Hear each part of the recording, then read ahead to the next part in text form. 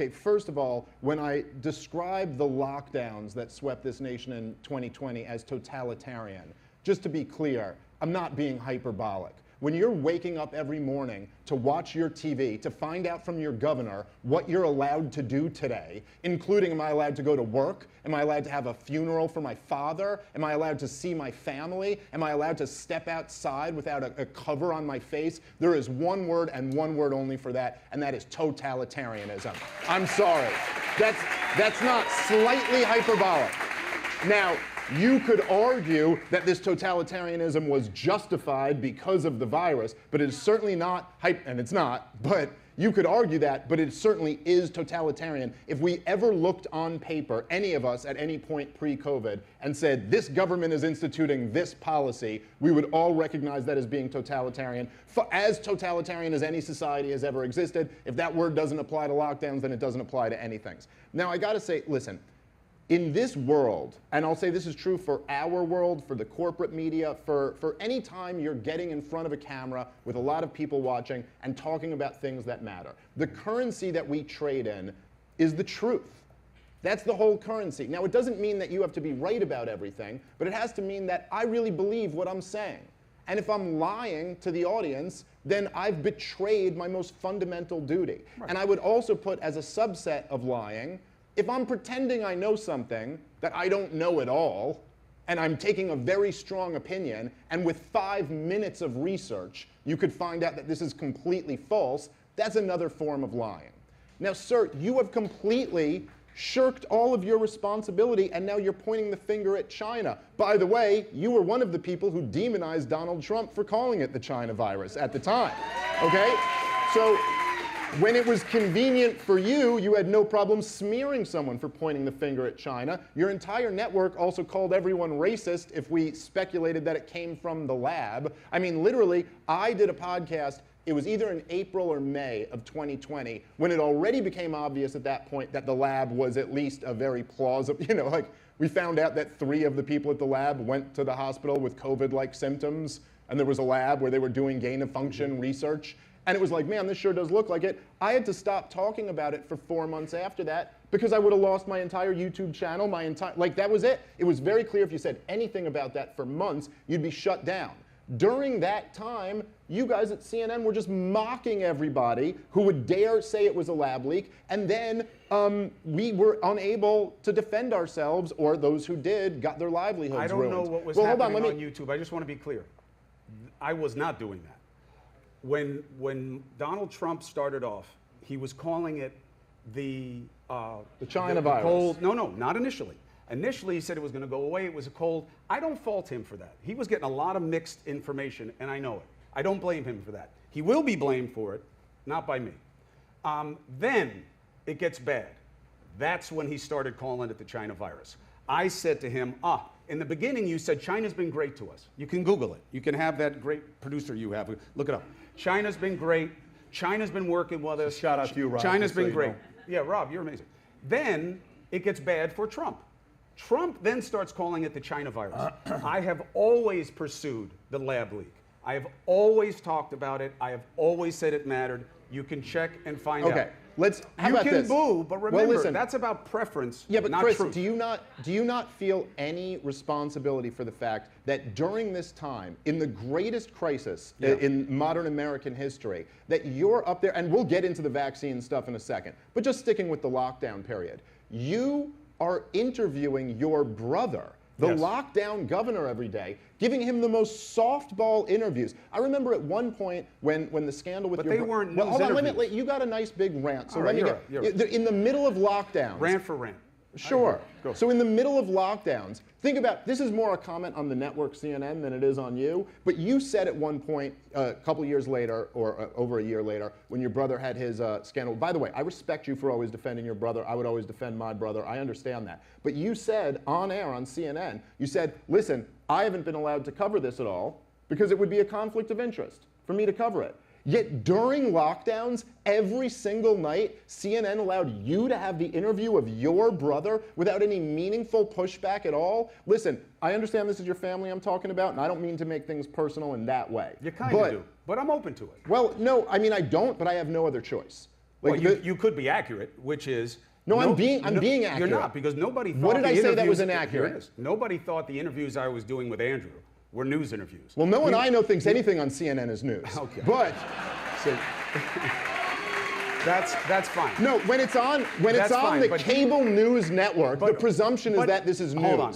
How many people in this room thought that when I was interviewing my brother, it was going to be a hardball interview, and that's why you were watching? Because this is what Chris Cuomo is known for. Yeah, but that's the whole point. Come on. But that's the point. But he was other places giving interviews all day long. He was coming on at that time with me because people were enjoying the dynamic of getting some sense of familiarity and comfort in an uncomfortable time. That's what the draw was. He was getting asked questions all over the place. What I said I couldn't cover wasn't him in COVID. It was him in anything. It wasn't going to be a serious news interview. And what I was talking about specifically was not Andrew and COVID. It was his allegations. No, I know. Who wants to hear me talk about my brother's allegations and think I'm being objective? No, it's a clear conflict of interest, as was you interviewing him about lockdowns. Well, it's not like that's the only place he was on during here's COVID. one person in cable news who did some real journalism, okay? Tucker Carlson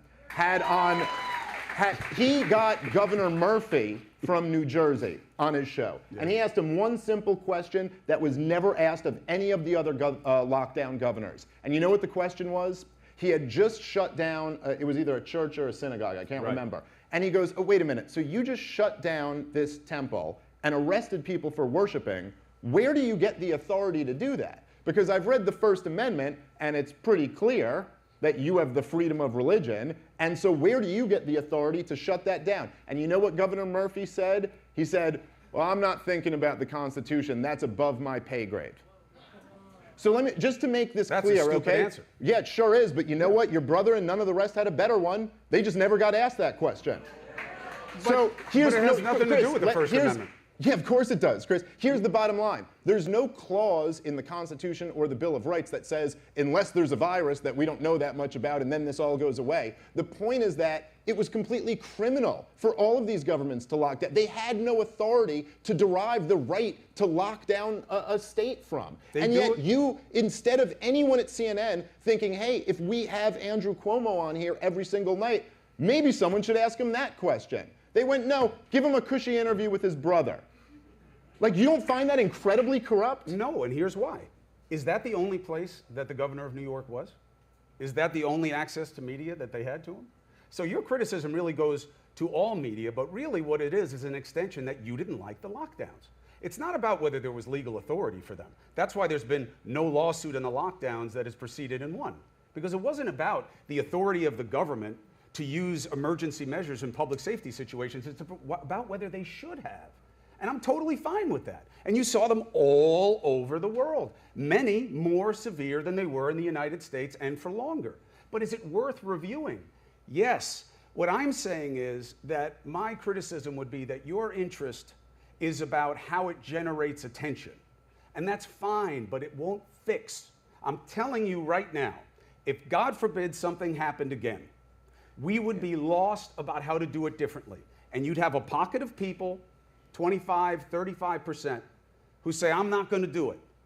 And you would lose that case again. You know, it's really wild, Chris, for you to psychoanalyze me and say my interest here is in generating attention. You're the guy who, when at CNN, said everything to defend the vaccine when you were being sponsored by Big Pharma. And all of a sudden now that you're here on PBB show, you'll say the truth. No, but for you to attack... I'm not sponsored by Big Pharma. No. I'm not against the vaccine. Hold on. You're not even listening to what I'm saying. You're attacking my motive, saying all I care about is generating interest. Meanwhile, when those CNN checks were coming in, you said nothing that would have put them in jeopardy. But now that you're here, you're starting to tell a little bit of the truth. So hold on. No. That's not true. I don't have a changed opinion about the vaccine. Chris, go look at the montages of what you were saying then to what you're saying now. You don't have a changed opinion. Absolutely not. And when Pat put out this clip, that Pat would, hold on. Look, we can talk about it. I'm not offended by the questions or the suggestion. Here's why. Pat said that I wouldn't take it again if I could do it over again. That's not what I said. If they wanted me to take a booster right now, my doctors say it's not working for me. I have as much natural immunity as I'm going to get. I got as much hybrid immunity as I can get. You make the same decisions. They don't have the mandates the same way, except with kids in school protocols, which again I think should be on the table to discuss, because we are an outlier when it comes to our kids in schools and the vaccine. The vaccine, let's talk about it. What is your beef about the vaccine? Do you believe it didn't work? No. It certainly didn't work at all in the way it was sold. When we spoke and I asked you about the vaccine to qualify this and clarify it, I said, if 2026, the second COVID comes in, and they mandate taking vaccines, would you take it? You said no. I thought we're talking about, like, if they need me to take another one for this virus. No, I specifically asked if another COVID comes out Right. and they force us to take vaccines, knowing what you now know now, would you take it again? You said no. Just to qualify, that's what. I thought we were talking about if it's this virus. Well, why would I lie? Why would I lie about? Let me just. If you're watching this, the way you get to vote for today's debate so far, because we got a bunch of other issues we got to talk about right now with Trump, convicted felon, migration, dual citizenship. I'm not done. We're just getting started right now. You get to vote by sending a Manect to Dave Smith and to Chris Cuomo, if you can put their Manect up. Ask him any questions, anything you agreed with, disagreed with, papers, articles, whatever it is. This is the way to get connected with them. They're both on Manect, and they actually get back to people very quickly. So if you like this clip and you want to watch another one, click right here. And if you want to watch the entire podcast, click right here.